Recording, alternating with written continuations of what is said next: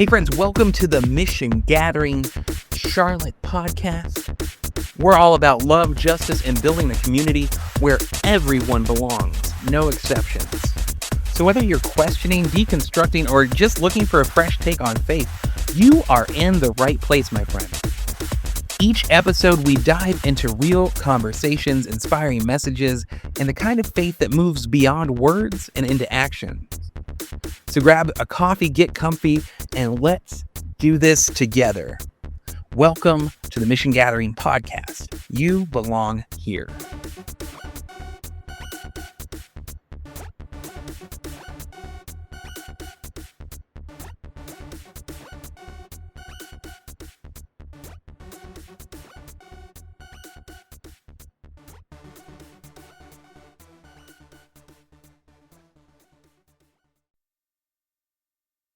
When they told Mordecai Esther's words, he had them respond to Esther, "Don't think for 1 minute that unlike the other Jews, you'll come out of this alive. Simply because you're in the palace. In fact, if you don't speak up at this very important time, relief and rescue will appear for the Jews from another place. But you and your family will die. But who knows? Maybe it was for a moment like this that you came to be a part of the royal family." Esther sent back this word to Mordecai: "Go gather all the Jews who are in Susa and tell them to give up eating and to help me be brave. They are to eat or drink anything for 3 whole days, and I myself will do the same, along with my female servants. Then, even though it is against the law, I will go to the king, and if I am to die, then I will die."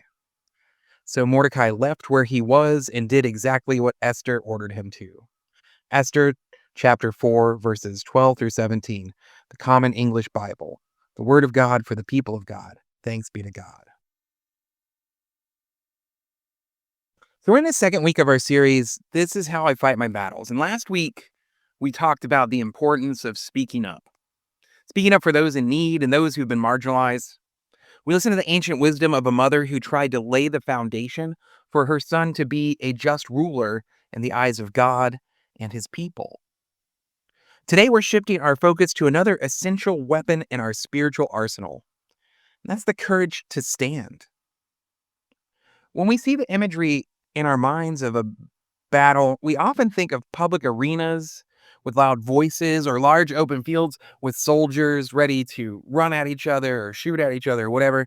But most likely, none of us will be called into any sort of battle like that. We won't be called in to speak in front of thousands of people. And God, may it be so that we are never found on a battlefield of war ready to kill our sibling in aggression. No, our battles take place somewhere else, not with noise and commotion, but oftentimes our battles take place while we are drowning in the silence of standing alone. Moments where we must stand up for what we believe, even when there is no friendly face to be found. And as we reflect on that today, we also have another special day, Mother's Day, recognizing the powerful and often unseen courage mothers embody every day. The courage to stand tall for their families, to protect, to nurture, to fight for their children, often without recognition or support inside and outside of their family unit. Being a mother today is to labor the equivalent of 2.5 full-time jobs. In the book of Esther, we find the story of prophetic resistance, of standing when it feels like no one else is standing with you. This story speaks to the loneliness of fighting for what's right, and how God often calls us to stand even when it feels like we're trembling. In Esther 4:14, there's this call to stand. Perhaps you were born for such a time as this. Esther, a young Jewish woman, was suddenly thrust into an extraordinary and perilous moment of crisis. Her life and fate of her entire people rested on a decision she had to make. You see, she was living in the Persian Empire, and she had risen to become a queen of the Persian king, a position that on the surface seemed like a privilege. However, she often found herself caught in the tensions of court life, being deeply removed from her Jewish heritage and the struggles of her people. Her crisis began when the king's decree, manipulated by the advisor Haman, whose entire people let's be honest, had been genocided by Saul and the Israelites earlier in the Hebrew Bible. Haman threatened the annihilation of the Jewish people. He wanted to kill all of the Jewish people. The king, unwitting to Haman's scheme, issued the law that condemned the Jews to death. Esther's cousin Mordecai, who had raised her, sent an urgent message. Perhaps you were born for such a time as this. Mordecai knew that Esther, in her position of influence, was uniquely placed to intercede for the Jewish people. But this was not an easy call to answer. Esther's dilemma was grave. To stand up for her people meant risking everything she had. It meant confronting the king, her husband, who could have had her executed for even approaching him uninvited. Just coming into the throne room could have killed her. The very law, though, that condemned the Jews also threatened her life as queen. In that moment, standing for her people meant standing alone against the oppressive power structures, against the king's command, and even against the fear that gripped her heart. The loneliness of this prophetic resistance was immense. Esther would not have the support of her fellow Jews, and in her position in the palace, she would be isolated, an isolated figure kept away from most of the people who could help her. She could not know how her actions would unfold or whether or not she would survive this confrontation, and yet, in her fear and trembling, Esther chose to stand.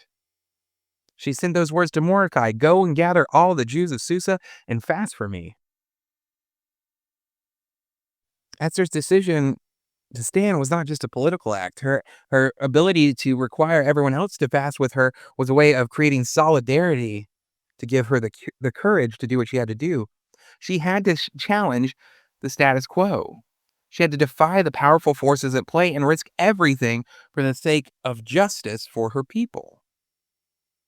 In this pivotal moment, she embodied the very essence of courage. Not the absence of fear, but the willingness to act despite of it. Mothers know this loneliness well, whether it's standing up for their children in an unjust world or making tough decisions in the face of adversity. They often face moments where they are the only ones willing to fight. Like Esther, mothers sometimes must rise even when no one else will rise with them, even when they feel the weight of the world pressing down on them. We see this in clip after clip flooding our screens, mothers showing up and speaking out for their children at school board meetings, at city council, county commissions, fighting the battles for their children, fighting against homegrown domestic terrorists with a federal badge, stealing them from their children.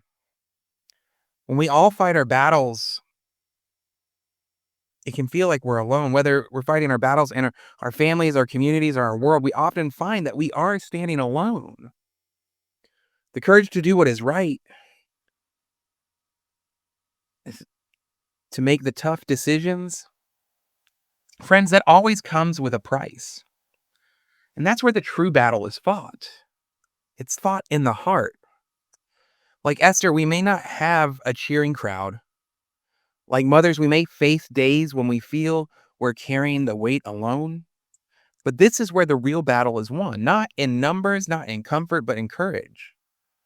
When we build moral courage, even in the face of loneliness, we align ourselves with God's justice. Mothers, too, embody this moral courage in similar moments. Every time they stand for their children, every time they fight for a better future for their children and their children's children, they are building that courage brick by brick. As Adrienne Marie Brown says in Emergent Strategy, movements are built by those who do small things with great courage. This is what mothers do. This is what all of us, regardless of whether we're mothers or not, are called to do. Again, courage does not mean the absence of fear. Courage is moving forward despite the fear. Esther had to walk into the king's presence without knowing if her life would be spared when she came through those doors. I think that moms today especially know this truth deeply. They do what needs to be done, even when they're afraid, even when the future is uncertain, because they know that standing tall is what is needed for the next generation to be able to thrive. And it's in these moments of trembling that God's strength is most powerfully revealed. God doesn't call the brave. God calls those who are willing to stand even when their knees are shaking. And through their Spirit, God takes those who would stand and makes them brave. Bravery oftentimes is showing up. Think about that quote again. Movements are built by those who do small things with great courage. This isn't just a statement about social justice movements. This is a description of the quiet, persistent courage of mothers who fight for their families every single day. This is the courage we are all called to embody. The small acts of standing firm, of doing the right thing, even when it's hard, are what builds movements and brings change. Standing up and saying to friends who always punch down in their jokes to stop. Speaking up when people assume they know your politics because of how you look, and saying you won't co-sign their bigotry. Standing up with a stranger who's being bullied and harassed. Standing up with the person trying to be snatched up by ICE. These small moments lead to movements.